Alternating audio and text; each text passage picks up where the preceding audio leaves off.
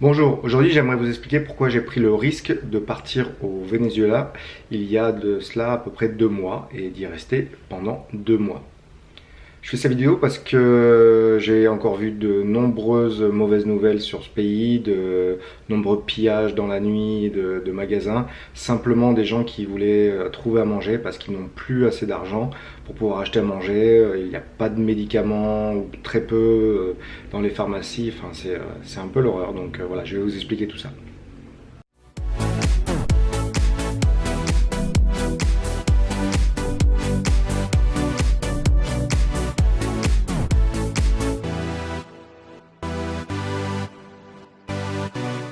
Bon, déjà le contexte. En fait, ça faisait 6 mois, je crois, que je traînais mes guêtres en Amérique du Sud. Donc 2 mois au Pérou, 1 mois au Brésil, 3 mois en Colombie, quasiment. J'étais sur la fin de mon troisième mois, donc sur la fin de mon visa, j'étais à Cartagena.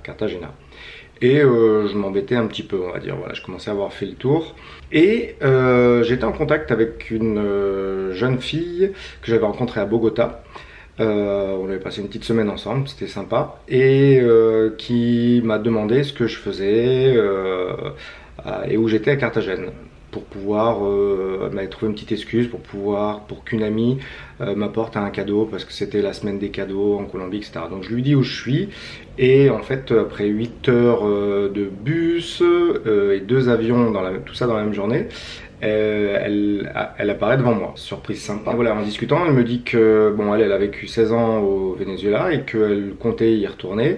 Et elle me propose de m'emmener et d'être mon guide. Donc à ce moment-là, c'était un petit peu moins chaud qu'au moment où je tourne cette vidéo. Donc on est début janvier 2018. Donc c'était fin septembre 2017. Donc je savais que j'avais vu des infos sur le Venezuela, j'avais vu des affrontements, des choses comme ça, donc je savais que c'était un peu chaud, mais elle m'a vraiment bien rassuré en me disant que c'était pas partout, que c'était pas tous les jours, qu'elle connaissait des endroits vraiment où c'était super cool, etc., etc. Donc comme je m'embêtais un peu en Colombie, je me suis dit que ça pouvait être un voyage un peu différent des voyages traditionnels. Et bien sûr, j'allais prendre un peu de risques, mais ça faisait plusieurs mois que j'étais en Amérique du Sud et il m'était rien arrivé jusque-là. Donc je me suis dit, bon, j'ai réfléchi 15 minutes et je lui ai dit, Banco, demain on part. Donc me voilà parti pour le Venezuela depuis la côte colombienne. Donc le Venezuela, c'est en haut à droite de l'Amérique du Sud. Donc vous avez la Colombie ici, le Pérou plus bas, le Mexique par là, les États-Unis. Donc le Venezuela, c'est par ici. Voilà, bon, petite explication sommaire. Donc on prend un bus de Carthagène pour aller jusqu'à la frontière. De là, on change l'argent et on prend une espèce de voiture taxi pour arriver au poste frontière. Là, le poste frontière, on aurait dit un décor de Mad Max. Et là, je fais la queue tranquillement pour montrer mon passeport et pour passer. Et là, bien sûr, les gardes me disent non, il faut un papier d'hôtel, etc. Machin. Et je leur explique que on allait chez des amis. Et ils m'ont dit, parce qu'en fait, on ne savait pas trop où on allait exactement. Et non, il faut ce papier, etc. Enfin bon, ils m'ont fait chier pour avoir ce papier. Je n'avais pas internet puisque je n'étais plus en Colombie. Et il n'y avait pas de boutique près du poste parce que c'était un no man's land. Donc une jeune fille qui était avec nous, vénézuélienne, qui plus tard je l'apprendrai était flic, me dit bon attends, je vais discuter avec lui, et en revenant me dit bon file-lui 100 000 bolivars, donc à l'époque c'était à peu près 5 dollars, et ça se passera bien. Donc je lui file l'argent, elle va donner l'argent au mec, et là elle revient avec mon passeport avec le tampon. Voilà, donc bienvenue au Venezuela, la corruption je l'ai vécu le premier jour. Donc on passe la frontière, la route vraiment, encore une fois, c'est du Mad Max. Dans une voiture d'une autre époque, on aurait dit des années 70, qui faisait 10 mètres de long, enfin américaine. Et puis à un moment le mec s'arrête pour faire de l'essence, mais en fait il s'arrête dans une petite maisonnette, et en fait en rentrant dans la maisonnette il n'y a rien, il n'y a que des barils d'essence, donc contrebande. Donc voilà, ça donnait un peu le ton. Je me suis dit, qu'est-ce que je fais là? En plus, j'avais tout mon matériel dans le sac, mon ordi, mon drone, J'étais vraiment pas tranquille. Donc on arrive dans la première ville qui s'appelle Maracaibo, qui était horrible, il faisait super chaud. On aurait dit qu'il y a eu Walking Dead qui était passé par là, il y avait personne dehors, où les gens... Enfin, c'était un peu chelou. On est resté 2 nuits, non, une nuit, une seule nuit. Et on a pris un bus pour aller dans la ville qu'elle me conseillait. De là, le bus sort de la ville, premier barrage militaire. Ah oui, j'avais oublié que sur la route, énormément de barrages militaires. Bon, à chaque fois, on est passé. Donc premier barrage militaire à la sortie de la ville pour le bus, donc on descend. Là, il y a une machine comme aux aéroports pour passer son sac au rayon X. Donc voilà, tout le monde passe son sac, heureusement, ils ne m'ont rien dit. On repart, on fait la route de nuit, 3 h du matin, à nouveau un blocage militaire. Là, ils demandent les cartes d'identité à tout le monde. Donc tout le monde donne sa carte d'identité et moi mon passeport. Et là, donc, le garde militaire revient dans le bus et dit en espagnol bon, il est où le français? Donc voilà, donc j'étais pas très bien. Je descends du bus, donc avec la jeune fille avec qui j'étais, donc qui est moitié colombienne, moitié vénézuélienne. Et on m'avait conseillé de ne pas parler, même avec mon espagnol, de la laisser parler. Donc elle expliquait que voilà, on est là pour faire du tourisme, sauf que bon, il n'y a pratiquement plus aucun touriste au Venezuela. Et il a demandé à fouiller mon sac, donc on lui a ouvert mon gros sac où il y avait juste mes fringues, etc. Donc bon, il a rien dit. Et il a demandé s'il y avait un autre sac, elle lui a dit non, alors qu'il y avait mon sac avec toutes mes affaires technologiques dans le bus, enfin là où j'étais assis. Donc elle lui a dit non, et donc il n'a pas cherché plus loin, et on a pu repartir. On est arrivé enfin dans la ville de Mérida, qui est une très jolie ville où on ne sent pas trop les problèmes du Venezuela. Et là c'est bizarre, mais pendant quelques jours j'étais vraiment pas tranquille, j'étais passé en mode parano par rapport à ces fameux militaires. Notamment je me souviens d'une nuit, enfin la première ou la seconde nuit, où j'ai entendu des gens un peu crier, frapper à la porte, etc. Ça avait l'air très proche de mon hostel, et là tout de suite j'ai cru que c'était les militaires qui étaient venus pour moi, quoi, parce qu'ils savaient qu'il y avait un touriste français en ville. Alors que bon, plus tard, je me suis dit que c'était complètement parano. Mais voilà, c'était la première fois que ça m'arrivait de ressentir cette pression-là, en fait. Et en fait, c'était juste un couple qui s'engueulait pas très loin. Donc ça, c'était l'arrivée. Je suis resté, je crois, 3 semaines, 2 ou 3 semaines à Mérida, donc qui est une ville en montagne, avec beaucoup d'universités, donc beaucoup de jeunes. La fête est plutôt sympa, il y a des endroits sympas à visiter. Notamment j'ai fait Catatumbo, donc c'est un endroit unique au monde sur un lagon où il y a des éclairs toutes les nuits, mais des centaines d'éclairs, donc c'est un phénomène naturel, vous pourrez chercher sur Wikipédia. Notamment dans le lagon il y a des dauphins gris aussi, enfin voilà, c'était vraiment génial, ça m'a un peu fait du bien après tout ce stress, mais c'est vrai que j'ai commencé à comprendre que au Venezuela, il y a toujours un problème. Voilà, c'est une expression qui revient souvent, c'est que bon, il y a toujours un problème et il y a toujours une solution, mais il y a quand même toujours un problème. C'est-à-dire que voilà, dans la ville, à un moment, pendant 2 heures, il n'y a pas d'internet dans toute la ville, donc je vous rappelle que je travaille sur internet, donc c'est un peu problématique. Je vous donne un exemple que j'avais donné dans une autre vidéo du burn-out. Vous allez dans un McDo, vous commandez un sandwich, parce qu'au bout d'un moment j'en avais marre des arepas. Et là on vous dit donc qu'on va bien vous faire le sandwich, mais qu'il n'y a pas de tomates ni de salade. Donc ok, c'est pas très grave en soi, c'est juste pour vous faire comprendre que ça paraît élémentaire dans d'autres pays, mais que là voilà, ils n'avaient pas de tomates ni de salade. Et de voir tous les jours les gens faire la queue à la banque pour pouvoir avoir un peu de liquide, parce que le problème là-bas c'est l'argent, j'y reviendrai. Donc tous les jours devant la banque ou tous les jours devant la pharmacie pour savoir si cette fois-ci ils ont réussi à avoir tel médicament, parce que voilà, pas de médicaments, la nourriture est chère.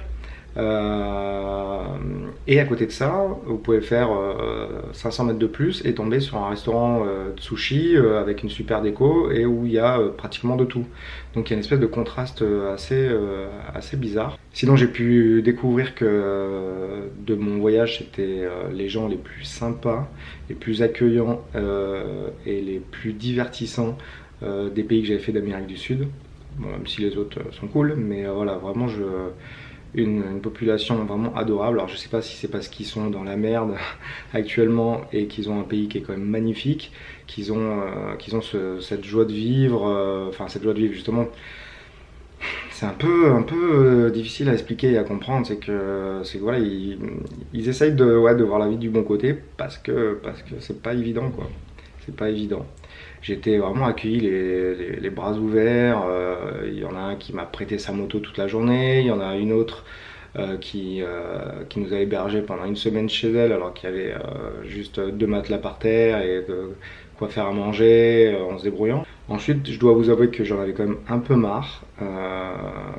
Certains de mes nouveaux haters sur YouTube vont dire que je suis vraiment le français con de base qui a besoin de son petit confort, mais voilà, au jour le jour, c'est vraiment pesant. Peut-être aussi voir ma vidéo de burn-out, le fait que ça faisait vraiment plusieurs mois que je voyageais et donc j'étais assez fatigué et donc forcément j'étais moins patient sur pas mal de choses, donc ça, excusez-moi, désolé. Donc voilà, j'avais quand même envie de partir du pays, mais elle m'a dit il y a quand même des choses encore à faire, il faut que tu vois absolument Salto Ángel, qui est la cascade la plus haute du monde, et Los Roques qui est une île paradisiaque. J'ai dit ok, c'est bon, maintenant que je suis là, de toute façon on va continuer à voir un petit peu tout ça. Donc encore beaucoup de transport, bon, je vous passe les détails, vous irez voir sur mon blog dans mon trajet, timeline, tout ce que j'ai fait. Beaucoup de transport et en général c'est du bus très long, des dizaines d'heures, enfin voilà, c'était vraiment très éprouvant. Je sais que ça fait partie du voyage mais voilà, on le sent encore un peu plus dans ce pays-là. Et donc forcément on passe par la capitale qui est Caracas et qui a été élue en 2012 ou la capitale la plus dangereuse du monde. Je suis resté dans un hôtel 4 ou 5 étoiles parce que c'est l'avantage de se payer en période de crise, c'est que bah, pour nous c'est pas cher si on arrive à trouver l'argent local. Donc je suis resté voilà, plusieurs jours dans cet hôtel, donc j'ai pas vraiment senti ce problème là, je me suis quand même baladé un peu autour. J'ai vu la ville en arrivant j'ai trouvé dégueulasse, excusez-moi, désolé, mais bon, j'ai vu qu'un bout, donc on m'a dit qu'il y avait quand même des endroits sympas à faire là-bas. Je vais quand même vous expliquer cette histoire d'argent. Il faut savoir qu'il y a un cours monétaire officiel et un cours officieux, donc la monnaie locale s'appelle le bolivar, et je crois que le taux réel dans la rue est 5 fois moins élevé que si vous payez avec votre carte bancaire. De toute manière, je n'ai jamais sorti ma carte bancaire là-bas parce que même eux, à cet hôtel, quand je leur ai demandé quel était le prix en dollars, ils étaient capables de me dire combien ça allait me coûter si je passais ma carte. Donc du coup, comme j'ai pas envie de mauvaise surprise, à chaque fois on s'est débrouillé en faisant des transferts d'argent sur un compte vénézuélien et après il a fallu trouver de l'argent liquide parce que c'est pas au même taux. J'avais demandé 200 000 bolivars, donc ça correspondait je crois à 5 euros et en fait ça m'a coûté 300 000 parce qu'il y a 50% de commission pour avoir du liquide. Enfin voilà, c'est quand même compliqué. On se retrouve avec des situations vraiment hallucinantes où les gens pour payer une glace ils ont des liasses de billets comme ça quoi. Donc c'est super bizarre quoi. Il y a une photo sur Instagram, je sais pas si vous l'avez vu, où, voilà, où j'ai une montagne de billets. J'ai donc 200 000 bolivars, donc plein de billets, mais en fait c'est que 5 euros. Donc voilà, Caracas, on n'est pas resté longtemps. Ensuite on s'est dirigé donc vers Puerto Ordaz pour pouvoir aller au parc naturel, à la réserve naturelle de Canaima où on trouve la cascade Salto Ángel. Et là, c'était un peu galère d'y aller encore une fois, mais je regrette pas parce que ces cascades-là, j'ai pas encore fait la vidéo. C'est celle du drone où on voit tout en haut d'une cascade et le drone qui part. Donc ça, c'est quelques cascades de Canaima. On peut passer sous la cascade, c'était vraiment magique. J'ai hâte de faire la vidéo. Et ensuite, à coup de pirogue pendant des heures, enfin pirogue avec un moteur mécanique, on arrive à Salto Ángel, donc la cascade la plus haute du monde. C'est pas du tout fléché pour les touristes, il faut passer par la jungle et on arrive juste en bas de la cascade avec rien de spécial en fait, comme si on venait de la découvrir une heure avant. Donc c'était assez magique, on a dormi dans des hamacs, voilà. Pas même le sol, mais sans hébergement particulier, en faisant un feu de camp et du poulet, etc. Enfin, c'était vraiment une belle aventure. Je me serais cru dans Koh Lanta ou autre. Donc ça, c'était vraiment un bon souvenir. Et bon, l'avantage et l'inconvénient, c'est que je me suis senti le seul touriste au Venezuela, notamment l'avion de retour, qui était un petit avion. J'étais le seul dans l'avion avec les deux pilotes, quoi. Donc on s'est cru dans un jet privé. Et pour les visites, c'est pareil. La plupart du temps, j'étais tout seul, quoi. Parce que je dois rappeler quand même qu'officiellement sur le site du gouvernement français, ils vous disent de ne pas aller dans ce pays, ou si vous y êtes, j'avais eu notamment quelqu'un de l'ambassade pardon, au téléphone, de vite partir. Et notamment, je sais qu'à un moment j'avais un peu paniqué, et je voudrais remercier et m'excuser auprès de mes amis qui sont beaucoup inquiétés. Après j'ai vu que voilà, c'était gérable quand on se fondait un peu dans la masse.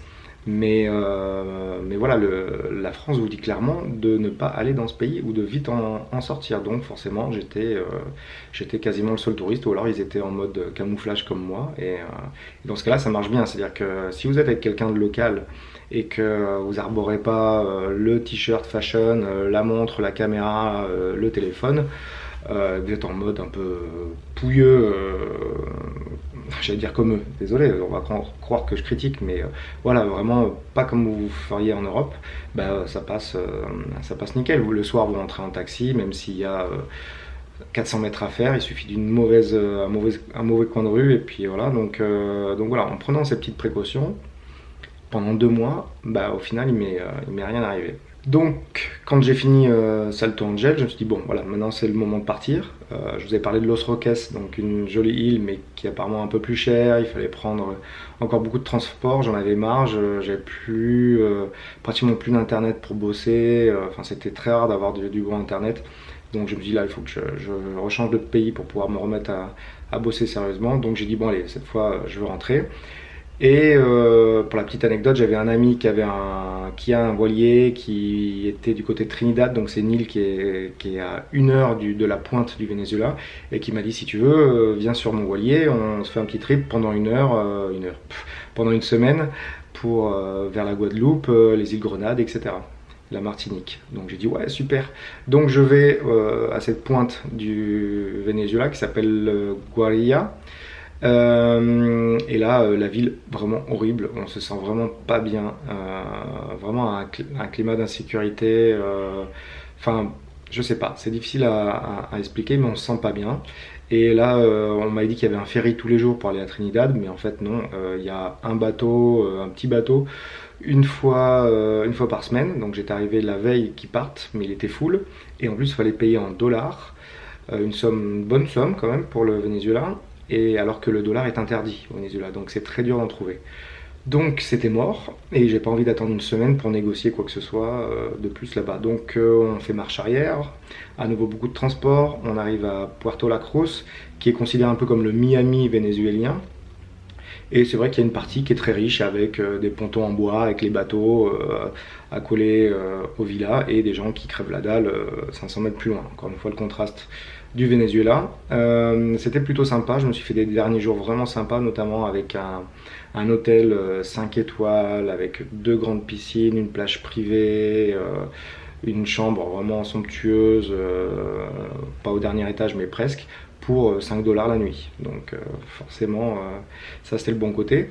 Mais au bout de 2 jours, plus d'électricité ni d'eau dans la chambre et dans tout l'hôtel pendant 2 jours. Donc ça c'est le contraste, encore une fois. Donc bah, on est parti, forcément, au bout de 2 jours, ils ne nous ont pas demandé de payer la chambre, hein, forcément, puisqu'ils étaient un petit peu en retard sur ce coup-là. Je pense que vous avez capté un peu le problème du Venezuela. Il y a autre chose sur laquelle je voulais venir aussi, c'était l'alcool. J'étais très surpris qu'il manque de tout, mais alors les boutiques d'alcool dans la rue ne manquent jamais d'alcool, et du coup je ne sais pas si l'État le fait exprès pour tenir un peu sa population, mais du coup ça fonctionne, les gens picolent gentiment toute la journée, un peu plus le soir forcément, mais toute la journée quand même, à ces boutiques d'alcool où il y a toujours de quoi faire. Donc ça donne un côté un peu sympa, mais je me demande s'ils les endorment pas avec ça. De là, pareil, impossible de trouver un bateau pour Trinidad, enfin très compliqué. Donc je laisse tomber. Je dis à mon pote, d'ailleurs si tu me regardes, voilà, tu auras toutes les explications dans cette vidéo. Donc voilà, je laisse tomber l'histoire de voilier, je veux juste sortir de ce pays, et là c'est pareil, c'est compliqué. On trouve une agence, mais il faut faire un transfert. Je demande pour aller à Lima, où je suis actuellement. Au début, ils me disent oui. Quand on revient, ils me disent qu'il n'y a plus de place. Du coup, je demande où est-ce que c'est possible d'aller tout en restant en Amérique du Sud, pas trop cher. Donc là, ils me trouvent en Équador.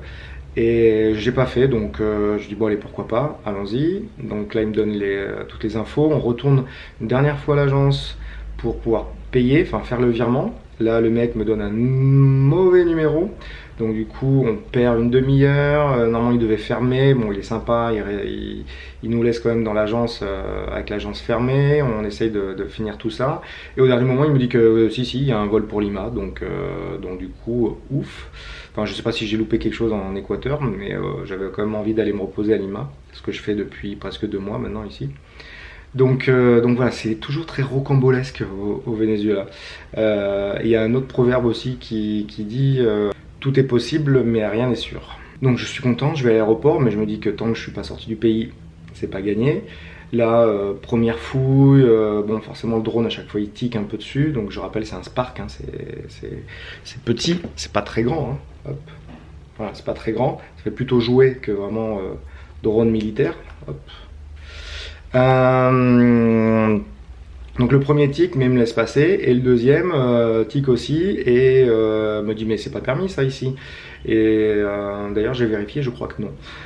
Et il se retourne vers ses deux collègues, et notamment une jolie militaire, et il se regarde et dit si c'est bon, c'est bon. Donc voilà, finalement ça passe, je fais vous n'allez pas me prendre mon drone, j'étais avant de partir quand même.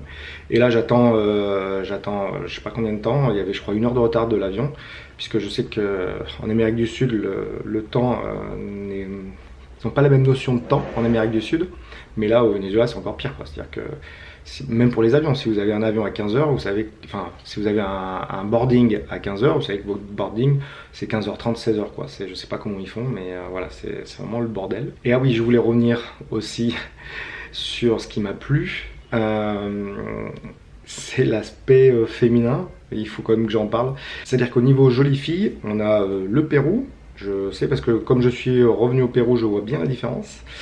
On a la Colombie, notamment avec Medellín, et on a le Venezuela. Et ça, même si vous êtes en couple ou je sais pas, c'est quand même agréable. Vous êtes dans la rue, 80% des filles sont des jolies filles, quoi. Je sais pas ce qui s'est passé au niveau des gènes là-bas, mais voilà, il y a vraiment, enfin même quand vous êtes dans une boutique, partout, voilà, vous êtes dans le monde des jolies femmes.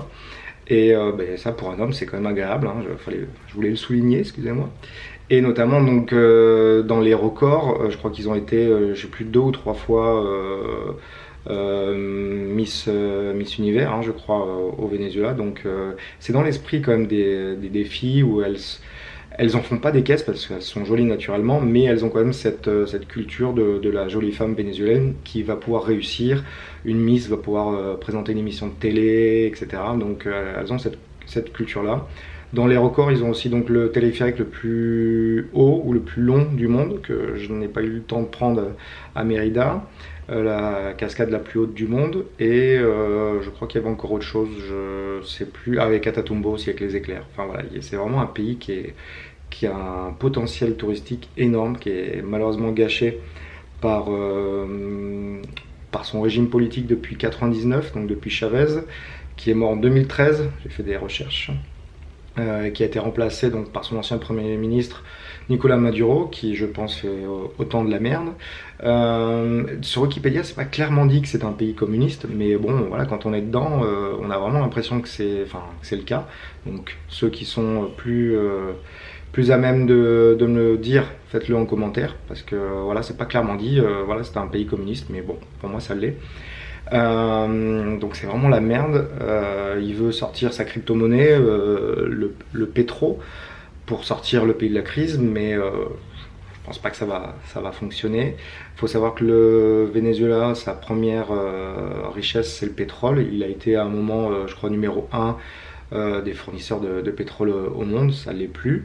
Ils ont aussi beaucoup d'or et de diamants, mais voilà, malheureusement je pense que toutes ces richesses sont réservées qu'à une certaine élite, notamment politique, et que tous les autres crèvent la dalle dans le pays, donc c'est pour ça qu'il y a autant de problèmes. Si vous avez suivi, J'ai pris mon avion, j'ai atterri à Lima et là j'ai fait. Vous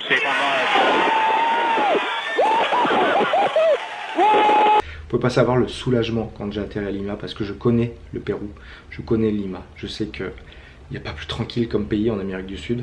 Donc voilà, vraiment ça m'a fait du bien. Certaines choses me manquent quand même. Voilà, les gens du Venezuela me manquent. Le pouvoir d'achat que j'avais là-bas me manque.